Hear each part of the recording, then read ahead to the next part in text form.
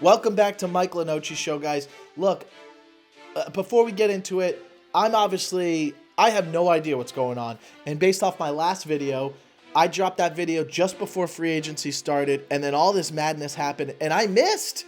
I missed big time. And you're not going to get information out of me because what do I know? I just tell you how to support the team and be there mentally and stable because it's hard right now to be a Dolphins fan. It's confusing. I was confused. I was like, here's how many times I went back and forth in the last week. Before, if you watch my previous episode, I'm like, we are tanking. And that's exciting. We're excited because we're going for Arch Manning or one of the other guys that's going to come out of the draft. We're going to have a top 10 pick, and we're guaranteed one of the top quarterbacks coming out of the draft. Let's say there's only 3 quarterbacks coming out, and we're in the top 10. Surely we're going to be one of the 3 teams grabbing a quarterback. Other teams won't necessarily need a quarterback. They're still in their building, or they have a vet, or they have a bad offseason. I doubt there's more than 3 teams that are drafting a quarterback in the top 10 next year. Just based off of how many quarterbacks there are in the league that are new or relatively have only been on the team less than 3 years. But Dolphins are clearly going to be in the top 10. That's what I was thinking. Then we signed Malik Willis, which I said there's no way that happens. If you're trying to tank, why would you not go with Quinn? We signed Malik Willis for, guys, I got to be honest, that's a good deal. $15 million a year is not a lot of money. If you go back to when we had a backup, I forgot his name, when Tannehill went down, we had someone, we had him for $10 million for 1 year. You know what I mean? Like a backup can get $10 million a year. So this is a little overpaying for it, but we can get out of it in 2 years. The guarantee is only 30 or 40 million. So whatever, you have him for 2 years. Even if you draft a quarterback next year, I would think that the team would be so bad that they would maybe have the quarterback sit behind Malik Willis for a year just to protect him. And then we have that security blanket. Imagine if Malik Willis is even a little bit good, and then you draft a quarterback in the top 10 next year, and now you have 2 quarterbacks, and maybe you could trade Malik Willis to someone who's lost a quarterback or is in a bridge situation where they need to move on from a quarterback that's just not good anymore. Who knows? But I was confused when we got Malik, and then I got excited a little bit. I thought, whoa, Malik, Jalen Waddle, Devon Achane, I'm sure we'll add a tight end somewhere. I'm sure we'll add another wide receiver. And even some of the wide receivers we added, Atwell, and I forgot the other guy's name. I thought, well, this isn't so bad. They're fast. We have good running backs. We added some depth at the O-line. We added some depth in the secondary. We added some depth in our linebacker room. So I'm like, okay, let's say we got Caleb Downs. And then in the second round, we got another awesome guy that could come in and start. And then in the third round, we had like 3 picks, right? So then I'm like, oh, this is like, maybe we can be mediocre. Maybe Malik's good because I watched his videos. I watched film. There's a bunch of like Malik Willis highlights. It's not bad. I don't think the ball comes out like a rocket. I don't think he has like the strongest arm. It's better than Tua's, but that's not what excites me. I think he has good accuracy, but what excites me is his mobility. Like that's like it's not Lamar Jackson, but it's pretty close. He can run, and he can move, and he can spin. I would say top 10 mobile quarterback in the NFL as a starter. Honestly, I would. So that's exciting, and I'm like, we've never had anything like that. And having run options with him and Achane, this could be an interesting offense. So I got excited, right? Like any of us would. And I think it was fair to be excited, not delusional, a little delusional, but like I didn't think, oh, we're going to make the playoffs. Excuse me. But I thought this could be better than we think. All right. Before we signed Malik, I'm like, okay, we're definitely tanking. This is a 3 to 4 win team. Then we signed Malik, and I'm like, what if we go 7-10, which is just one game, which is just as bad as we just did this year. But imagine if we went 7-10, and then you're like, whoa, we've rebuilt the culture, and we have a pretty exciting offense, and now we could add some vets and stuff, and Malik's the guy. Like I started to get a little delusional and go, what if Malik is a guy? And why can't there be a story where Malik Willis has there's so many Maliks on the team, where Malik has a story of like a Cinderella run, different from Darnold, but like, why not? Why can't he be that guy? And and then we wake up to Waddle being traded. And that's when I go, okay, we're tanking. We're tanking again. We're clearing the house of anyone that was a part of the previous regime. Like, they are clearing the house out to where now the only players are basically that were ever drafted or groomed through the practice squad, like Sealer. Sealer's the only one, really. I mean, you have Austin Jackson still on the team, which, I don't think they'll get rid of him. Maybe they just don't re-sign him. But every Mike McDaniel, Chris Greer player has been released or moved on from. For the exception of like the depth guys, but starters, you traded Mika Fitzpatrick, which we thought you don't have anyone on in the secondary that was ever drafted from the Miami Dolphins. And then offensively, we just got rid of Waddle, who I thought we would build around. But then it makes sense. He's played 5 seasons, 3 seasons with over 1,000 yards. He's on a big contract. You can get value for him. You're not going to compete this year. And then he's in his 6th year. And then he's into his 7th year. By the time you might be competitive, he's in his 7th season. If you're even ready. So, it's sad. It was sad to let him go, but like it makes sense if you're going to get a first and people are like, oh, it's a late first. I'll take it. A first, a second, a first, and a third. We have 4 picks in the 3rd round now. And I don't know if it stays that way or if we use one of those thirds to move up into the 2nd and we end up having 2 firsts and 2 seconds. Who knows? But if we don't, we have 2 firsts, a 2nd, and 4 thirds.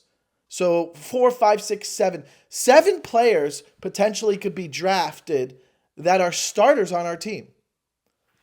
So if you hit on 4 of them, that's a big deal. If this guy solely can draft and we hit on 4 of the first 7, that's huge. Imagine you get 4 starters for the next 4 to 5 years, in this, and maybe all 4 get second contracts. If you hit on 4, likely you're not going to be able to sign all 4, right? If you're hitting on them, if you're actually hitting on them. But, if you hit on your 2 first rounders and a second, and then you could re-sign all of them, you extend the other 2 first rounders, and then the third rounders are like decent players, you could keep all of them. And you're building a culture. So that's exciting. So that's something to be really excited about. Next year, we're going to want draft capital unless we are bad. And right now, I feel like how do you win more than 5 games with this roster? They're not going to add somebody in free agency. You're not going to get Stephon Diggs. Here I am saying something that's not going to happen and then it happens like I did last episode. But I don't think you're going to bring in one of these veterans. I don't think they would want to play for us anyway. So I think you're going to go with the wide receiver core you have right now, which is probably one of the worst in the NFL. And I think you'll draft a wide receiver now. Now, does that mean we draft a wide receiver at 11? I kind of don't want to. I've seen a lot of the mock drafts saying that, hey, Mackay Lemon or something from USC at 11. Or, Tate's not going to be there, but they have Lemon going. I just don't think that there's what's the point? What's the point? Like, you could get a wide receiver, a pretty solid wide receiver, I think, later in the first at like 30, or in the second, or even go for one in the third, or just go for one next year in your 2nd round pick. You know what I mean? Or like, let's maybe just build from the inside out like we've talked about. Like, let's just try to get core pieces. Linemen, defensive linemen, cornerbacks, safeties. Build that defense. You're a defensive coach. Build the line. And, like, you have Achane and Malik.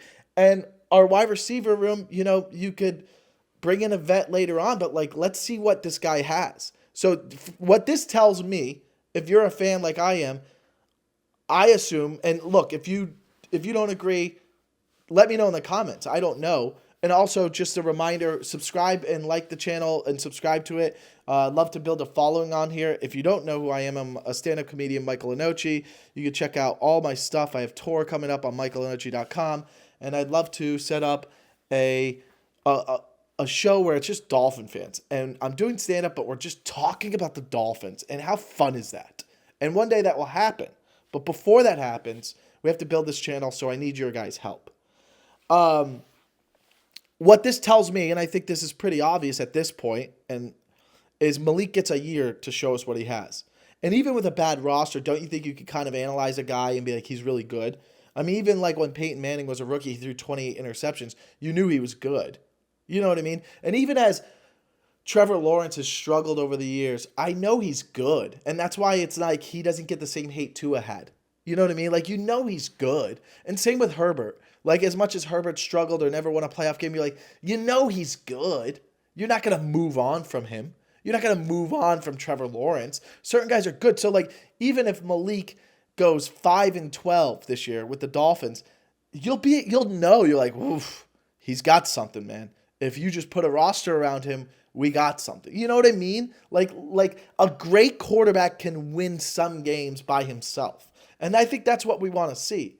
And even if he struggles, then great. Then we have a top 10 pick to draft one of these quarterbacks coming out. And if he's good, but you're not sure, still draft one of these quarterbacks in the top 10. Why not? Why not have a problem? Why not be like, all right, is Malik going to be the starter? Sure. And then have the rookie sit behind him. Mahomes sat behind Alex Smith. Why not have a guy sit behind Malik Willis for a year? And then Malik Willis has 2 years. And by that second year, you'll know if he's good. And then he'll have 1 year left on his contract. You'll either trade him or you'll be like, he's the guy. Let's just, you know what? We're going to trade the quarterback we drafted. You know what I mean? Like, it's not a bad situation to be in if Malik is even decent. But I still think they're going to draft a quarterback in the top 10 next year. I mean, I think it's very obvious. Malik would have to go off. He would have to be like, oh my God. I mean, he would have to take this roster to like an 8-9 season. And like putting up MVP numbers, and the only reason he doesn't get it is because we're 8-9. That's the only way you don't draft a quarterback next year. At least what I think. Like, if he looks good and you're 7-10, 6-11, you still got to draft one of these guys in 2027, which right now we only have 1 first-round pick, and people are like, how are you going to maybe move up? But, I assume that this team's going to be picking in the top 10, and I assume they're talking about this 2027 draft potentially being one of the greatest quarterback drafts ever. So, and that could be 3 or 4 guys. And if you remember when Josh Allen and Baker Mayfield and Sam Darnold and Josh Rosen and them all got picked, you had 4 quarterbacks picked in the top 11. I can promise you this, we're going to be picking in the top 11 next year. I mean, that's just how it's going to be. And here's something to think about. Devon Achane. Are they going to build around him? I hope so. But if the Dolphins start off 1-5 and somebody needs a playmaker like Devon Achane, I'm sure there's going to be a few teams calling for him. And if you could get a first and a second round pick for Devon Achane, why would you not? Why would you not? So I don't know if he can make it through this. You would have to get to like a 3-3 record. If we're sitting there at 3-3, 3-4, right before the trade deadline, maybe he stays because you're like, okay, this team is going to be better than we thought within a year.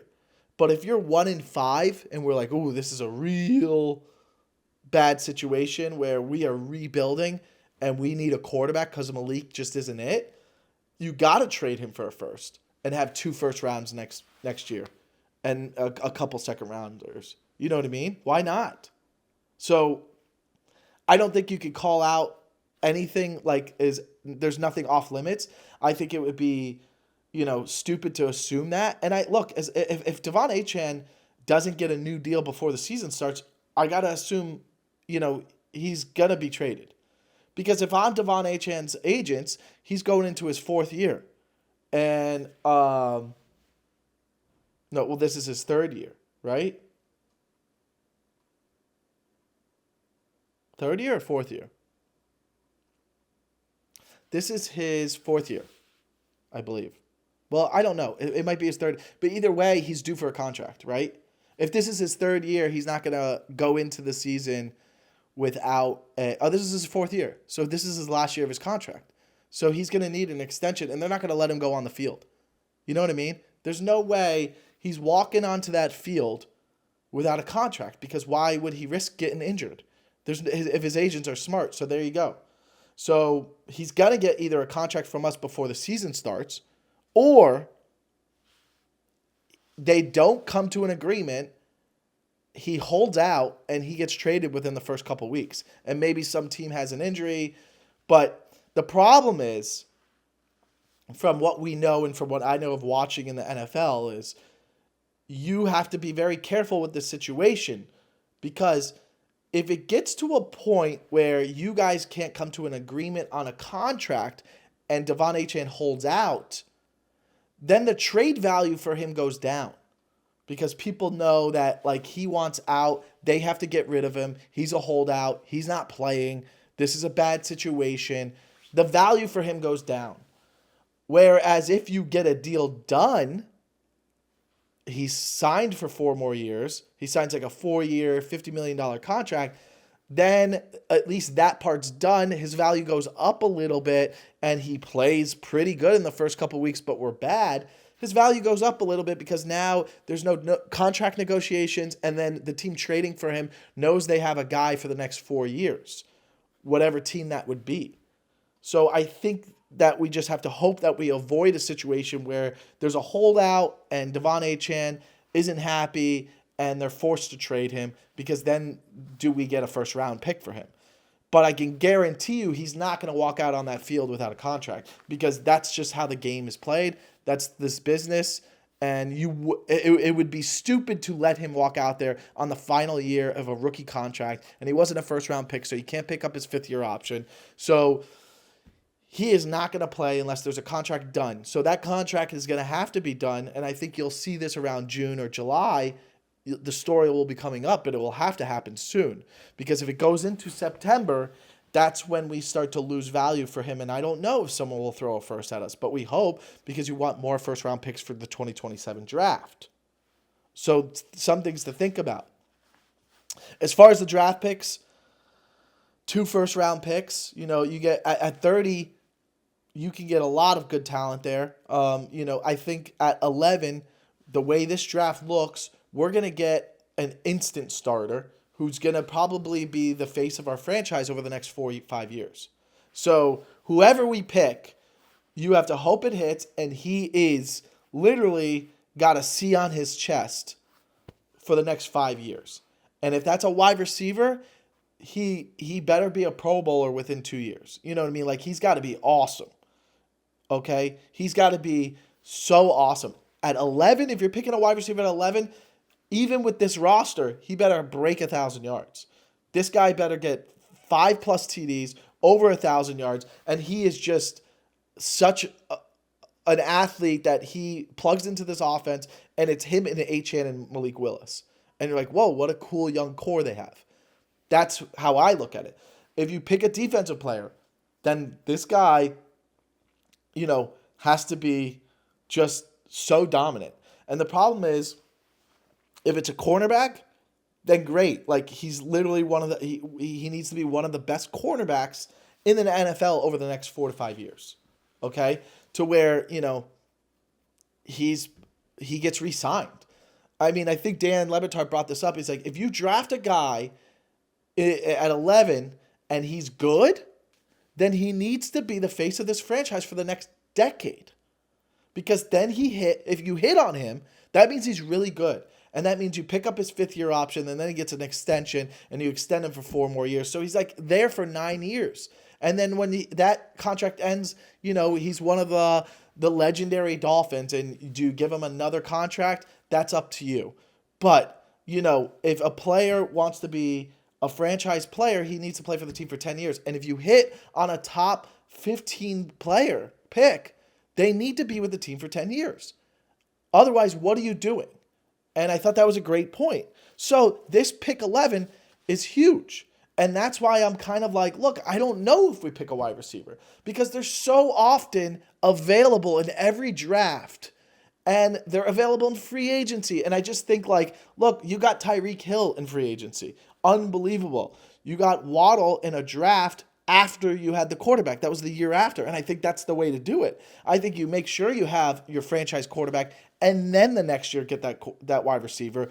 along with a vet. You know what I mean? But right now, why wouldn't you build the core of like what you need to have a very good team? So I just feel like the wide receiver on a bad team, they're just double coveraging him. There's no other good wide receivers on the team. We don't know if Malik is even good yet. We think he'll be good, but that also could have been a good system in Green Bay. What do I expect now? Well, I would be shocked if they won 6 games. I would be shocked, and I think that we should all be that way. If the Dolphins win 6 games, it's not bad. I don't think it's that bad. I think if the Dolphins win 6 games, then that means there would be at least 2 to 3 games where we're like, we could have won those. We could have won those games. And then you're like, we're not that far away from being competitive. You know what I mean? Like, look at this past year. We go 7-10, horrible, very frustrating. And then you could look at, like, there's like 3 games where, all right, you look at the Buffalo game. He goes to block the punt. It allows them a chance to go on and score. You know, there's that one. You got the Panthers game. You just get one stop. You have the lead too. Just defense play a little bit, which was really disappointing when you actually think about that game. That game could have been won. And then you have what was another one for us? I know there was another one, man. I know there was another one, and I can't think of it, but it wasn't just the Panthers game, and it wasn't just the Bills game, but there was one other. But if you flip those two around, just those 2 games, then we're 9-8. And you're like, oof. You're like 9-8. All of a sudden, like, does Mike McDaniel keep his job? Like, we were like, you're that close to like changing this whole thing around. That's what's crazy and scary, to be honest. You know, you don't want that to happen. You know, you beat the Bucks at the end of the year. That kind of is like a stupid win now, with Quinn too. Quinn looked good and makes us believe like, oh, maybe he can be good. It's like Buccaneers, you got to win that game. If you win that game, we're sitting there right now at pick 7, and Tate's falls in our lap. You have the best wide receiver falling in your lap. Maybe one of the best defenders falling in your lap. Between those linebackers out of Ohio State, one win goes the other way, and we have just, God, that's frustrating. But you see what I'm saying? If Malik goes 6-11, that's pretty good. You know what I mean? 6-11, you're like, oh, that was a fun season. That was a fun season with a roster with nothing, and assuming we keep all our picks. Let's say we move up. I think we would pick all our picks. Maybe we move up. Maybe we'll lose a pick because we move up, right? But let's say instead you only draft 10 players this year, instead of like 11. All right, or you draft 9 players and you have more picks to the next year. Let's say you just draft 9 players and you go 6-11 with Malik and Achane stays. Out of those 6, if 4 of them are like, oh, what great rookie years they had, that's really good. Think about that. 6-11, 4 rookies started, and you know we're going to be starters going forward. Whether it's 2 on defense or 2 on offense, you're like, oh, dude, we have 2 young stars. And I would prefer, 1 on offense, whether that's a wide receiver, one of the wide receivers, potentially looks like, oh, this guy's going to be our number 1 wide receiver going forward for the next 5 years. And then you have like 3 defensive players where you're like, dude, this defensive core is sick with Jordan Brooks, and you still have Zach Sealer if they didn't move him. And then Kenneth Grant comes along and Chop Robinson's there. Maybe he develops a little bit, probably not. But do you see what I'm saying? You have like two secondary guys that are great, whether it's a cornerback and a safety. If you get a cornerback and a safety that are going to be on this team for the next 5 years and they're great, and then you have a late round defensive player that is as good as like a Van Ginkel, that would be awesome. Just 3 defensive players. If you get 3 defensive players with the Jordan Brooks and Zach Sealer and Kenneth Grant and Chop Robinson that you already have, if you get 3 defensive players to hit, you're looking at a young defense that you're like, oh, that's awesome. In the first year, great. Offensively, you get 2. Whether it's one of the linemen is like, oh, you got a good lineman to go with Brewer and Paul, which you know are 2 solid linemen. You got Brewer and Paul, but then you add a 3rd lineman that you're like, oh, now we got 3 good linemen for sure.